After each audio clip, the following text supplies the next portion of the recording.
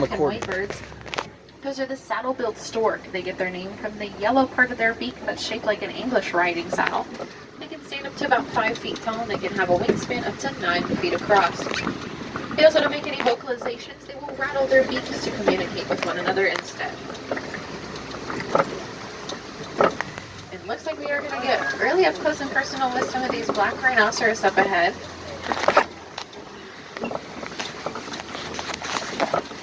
They're coming in on the left-hand side. You'll see that black rhinoceros. They can weigh up to about 3,000 pounds, and they can charge at 35 miles an hour, which is a lot faster than our truck. So let's get going.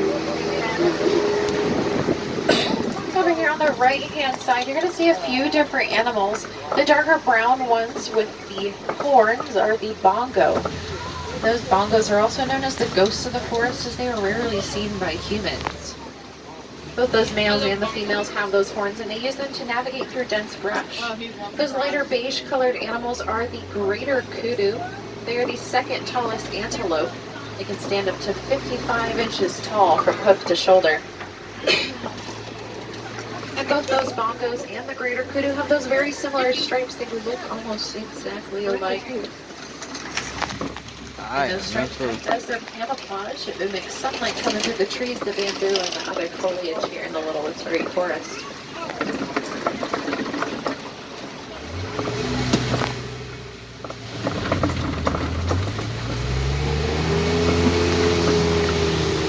Out of the forest, we are now headed towards the Safi River.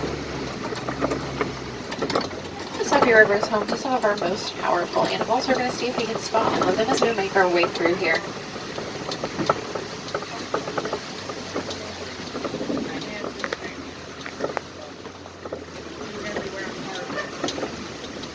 Keep your eyes in the water. You might see some shadowy figures moving around underneath the water.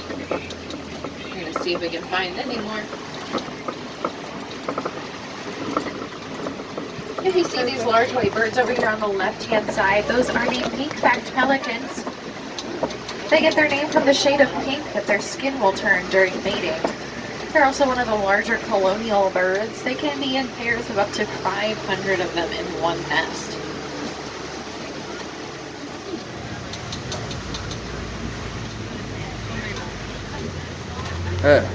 Dawson's like you. Look at his feet. As we come around this corner here over on the left-hand side, you might be able to see the Nile hippopotamus that's just moving behind some of those branches down there. Those Nile hippopotamus will spend most of their day in the water. They can go underneath the water for about 8 minutes at a time. You might see some movement down there for one of the little ones. There's a baby. Oh, the baby. As we come across this bridge over here on the left-hand side as well, you'll see the Nile crocodile. These animals are extraordinarily powerful. They have a bite that's about 2,000 pounds per square inch. And that bite is bone-crushing. Well, most of their diet consists of fish. They can also track on just about anything that crosses their path. Sorry about my hand.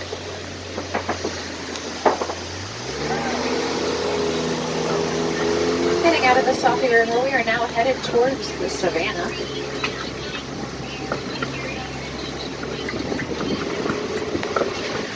The savannah is home to some of our largest and some of our most popular animals.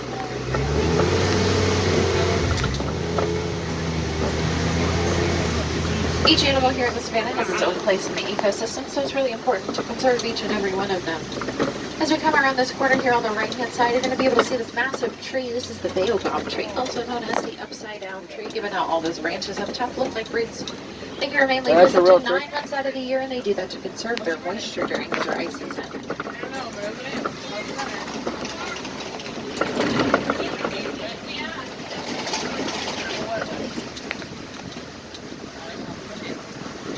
You're coming down now into the savannah. We got quite a few animals up ahead of us. And just as a reminder, some of these animals are very sensitive to loud noises, so be respectful for all of our animals that we have here on the reserve.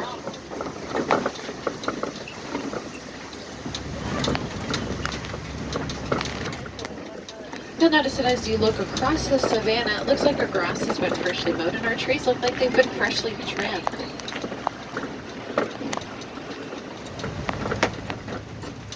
It's just the work of all the animals that we have here. The hoofstock will take care of kind of mowing the grass. And those trees are trimmed by all of those giraffes up to that 20-foot mark.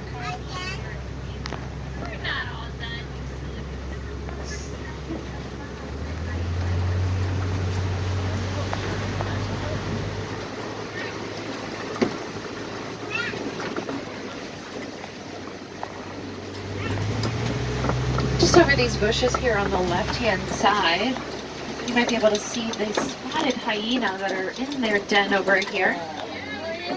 Oh, he's upside down. The spotted hyena are a female-dominated species. Once again, everybody needs to be fully seated. That includes your children.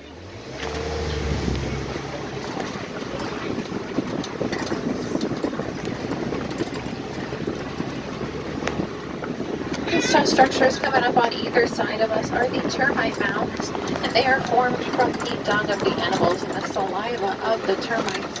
They can be about as hard as concrete once they cure in the hot African sun. A lot of the larger animals will use them as scratching posts, but once they get worn down to a certain point, they'll then be used as lookout points for some of the smaller animals.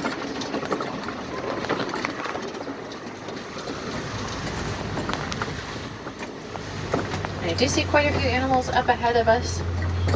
We're going to get a really close look at them as we make our way around this corner here. I see him.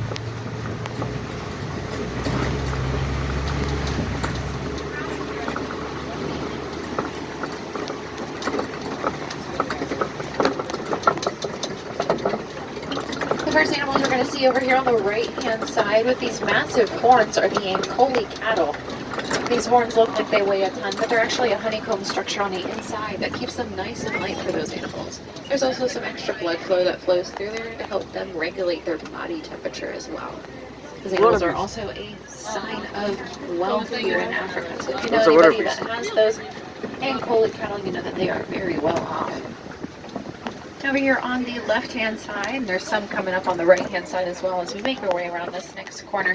These are the white-bearded wildebeest. They are the second most densely populated mammals on Earth, second only to us humans. They can be in groups of up to tens of thousands of them and travel up to 1,000 miles a year.